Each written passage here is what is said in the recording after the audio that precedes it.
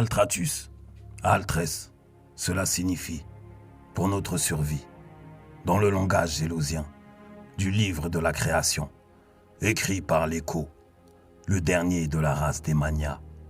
Ces écrits parlaient d'eux, la quête de Anu et d'Eina, les deux voyageurs gélosiens de la création, l'une des premières races les plus avancées technologiquement.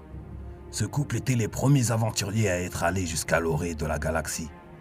Dans ce livre, un paragraphe parle d'un moment où l'amour d'un homme a coûté la vie à plus de la moitié des espèces dans la dimension. La première phrase que l'Écho avait écrite était « Ils ne sont pas venus d'ailleurs, ils étaient déjà là depuis le tout début. Les Lokrill. »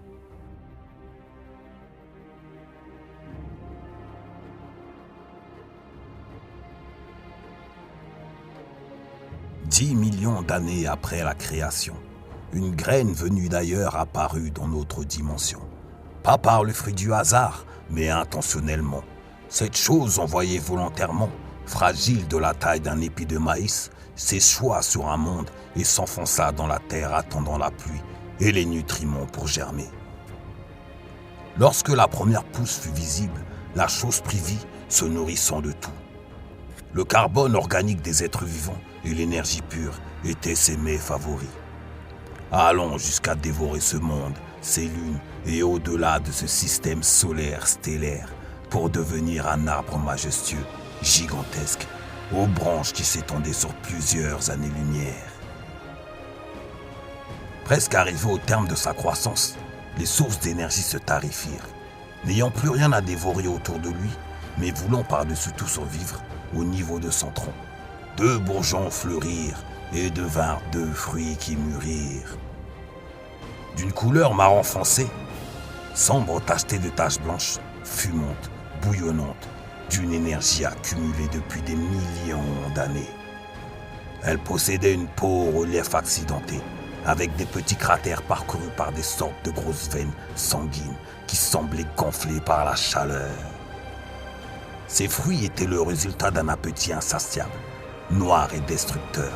Ils vibraient comme si l'intérieur contenait des êtres prêts à déverser leur fureur et leur faim sur la galaxie.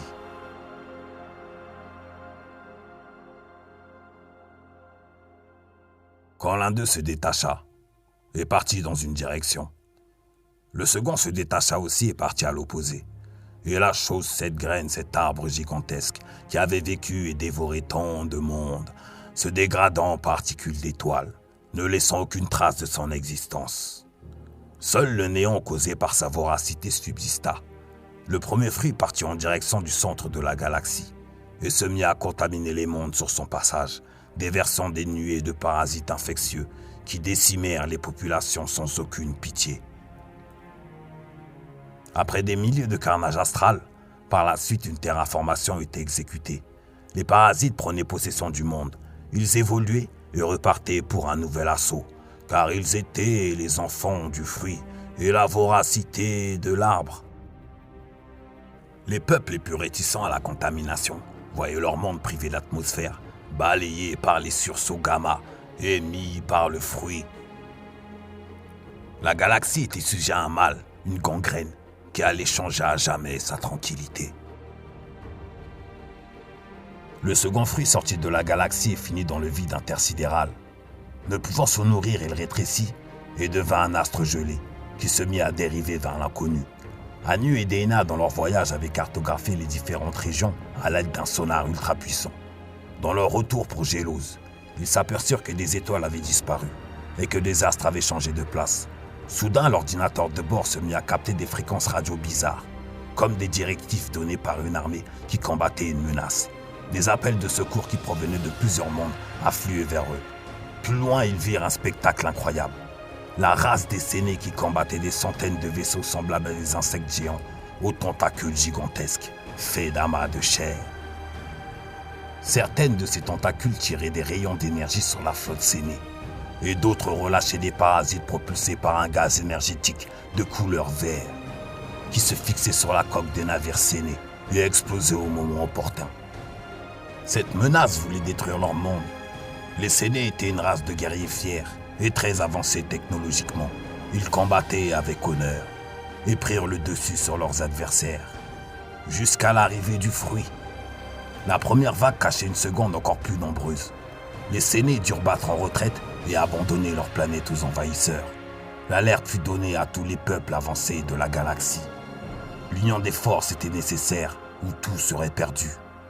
Le livre raconte que 5 races répondirent à l'appel. L'alliance de ces races fut nommée l'Aube. Les Gélosiens étaient guidés par leur roi, Abarus Don. Les Sénés étaient guidés par leur primaire, Avantul. Les Odarésiens par leur Magnus, Iliseban. Les Néodiens par leur reine, Felicia Orcha. Et les Mania par leur suprême, les Kossars. Les autres étaient encore au stade secondaire de leur évolution et ne pouvaient prendre part à ce conflit, si ce n'était de prier pour que l'Aube repousse le mal. L'affrontement fut d'une ampleur inimaginable. Les pertes étaient colossales du côté de l'Aube, et le fruit semblait créer des parasites de manière infinie. Pendant la bataille, dans le laboratoire du vaisseau de Anu et Deina, un parasite fut étudié. Deina comprit leur plan après une connexion neurale avec celui-ci. La connexion l'avait plongé dans un coma profond entre la vie et la mort, après avoir tout raconté à Anu et à l'Aube. Tout devenait plus clair. Ces parasites étaient des exécuteurs, précurseurs d'une porte, car après avoir ravagé un monde, ils érigeaient une antenne gigantesque, faite de chair et d'os, une agglomération d'organes et de peau, plantée à plusieurs kilomètres dans le sol, qui se nourrissait de l'énergie du noyau. Cela était fait dans le but d'ouvrir le portail de la dimension où se trouvait leur matriarche, du nom de Laïja, pour que commence l'ère des Chagas. Un danger encore plus monstrueux. Avantul, les Nomas, les Lokril, qui signifient les pionniers dans le langage séné. Le dernier rempart pour protéger Zaline, dernière planète convoitée par les Lokril, dura 2 ans. Les défenses furent submergées par des nouveaux parasites plus évolués, plus forts, et la bataille fut gagnée par les Lokril. L'antenne fut érigée, et Deina disparut. Quand l'inimaginable se produisit, les races levèrent les yeux vers le haut, au-dessus d'eux. Une dimension se dessina et commença à descendre pour fusionner avec la nôtre. Entre les deux se trouvait Deina, les bras écartés flottant dans l'espace. L'écho d'une voix résonna et dit « Je suis Laïja, que commence l'ère des Chagas ?» Et Deina s'illumina. Laïja parla à travers elle, par l'esprit, à tous les êtres qui combattaient pour Zaline. L'écho de sa voix résonna comme une lame qui coupait la chair. Tous furent pris de dégoût et de tristesse après ce qui leur avait été envoyé comme vision. Cette entité qui se nommait Laïja avait déjà ravagé une autre dimension. Après la connexion, Deina était devenu le fil conducteur possédé par la matriarche Chagas. Il fallait éliminer Deina pour couper le lien.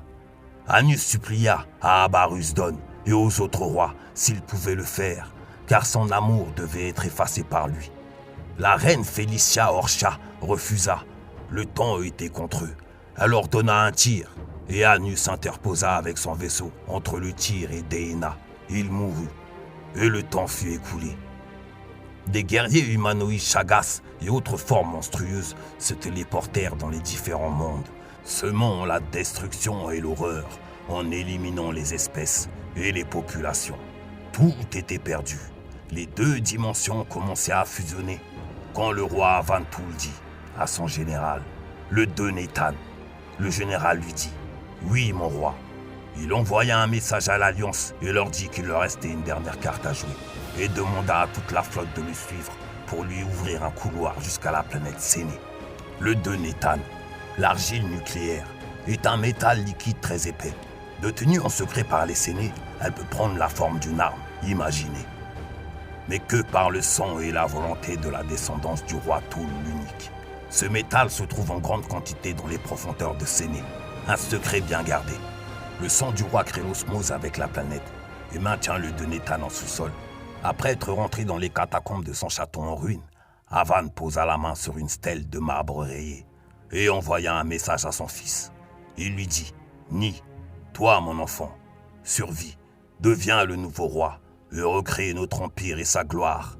Abarus Don cria. Altratus, Altres. Les autres le crièrent aussi, et ce cri résonna dans l'espace et dans le cœur du roi Avantoul. La planète Séné se transforma en une énorme antimatière, et un rayon noir d'une largeur énorme qui représentait la détermination du roi Avantoul frappa à l'autre dimension et la repoussa. Mais ce n'était pas assez. Soudain, une sensation mortuaire a en coupé l'envie de vivre qui démarrait du plus profond des viscères en remontant jusqu'à la gorge se fit ressentir. Quand tous virent le visage empli de haine de Laïja, une abomination à l'apparence monstrueuse qui voulait se délecter de cette dimension. Le roi Avan dit « Mes ancêtres, regardez-moi, j'ai échoué, mais la lignée de Toul ne s'arrêtera pas là. Prêtez-moi votre force. » À Altratus, à Altrès, tout le monde le cria, quand soudain, il et ses bandits, une étoile à neutrons. Non, c'est impossible. Un magnétar. Quelle est cette technologie? Regardez, la planète Séné se transforme en magnétar. Un magnétar est une étoile à neutrons avec un champ magnétique extrêmement puissant. Cette étoile à neutrons émettait des rayons X et des rafales de rayons gamma. Un intense champ magnétique. Ce magnétar se mit à se diriger vers la dimension des Chagas. C'était incroyable. Le temps se dilatait sous un intense champ gravitationnel et temporel qui se propageait sur des années-lumière. Une brèche dans le temps. L'étoile ressemblait à une bille faisant pression de son poids sur un voile, avec une force qui semblait venir d'une autre dimension. L'étoile fit reculer toute l'énergie néfaste. Tous les Locrils et les Chagas furent aspirés dans leur dimension, comme si une force remettait tout en place. La planète Séné disparut avec eux dans un trou noir, qui se referma. Anu et Dana moururent ce jour-là, ainsi que le roi Avantoul et beaucoup d'autres. Leur sacrifice permit de sauver la galaxie. Mais il eut tant de pertes. Il fallait reconstruire, rebâtir des mondes et préparer les générations futures à un retour possible des Chagas. Des millions d'années passèrent et tout fut oublié, sauf les noms Anu et Dana, car certaines cartes galactiques portaient leur nom. Et des légendes furent créées. Fin de la première archive de l'Écho.